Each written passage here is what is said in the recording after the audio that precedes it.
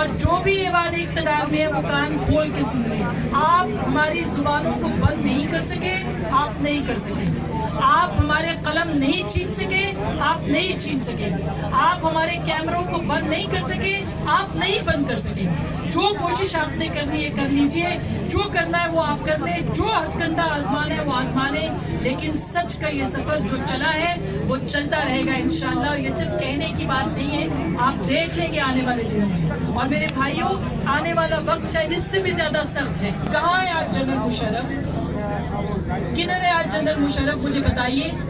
ہم یہیں کھڑے ہیں اسی سرزمین پر, اسی دھرتی پر, اسی ملک کے اندر, لیکن جنرل مشرف کو اس ملک میں ناپابندی ہونے کے باوجود آنے کی اجازت نہیں ہے. اسی لیے کہتے ہیں کہ سچ کے ساتھ کھڑا ہونا ہے. تو آپ سب لوگ کھڑے رہے یہاں پہ, آپ سب لوگ یہاں, ہم آپ سب کے ساتھ ہیں, ہمیشہ رہیں گے انشاءاللہ. اور ایک آواز بن کے, اتنی اونچی آواز بن کر ہم پوچھیں گے کہ ایوان اقتدار ہل جائیں.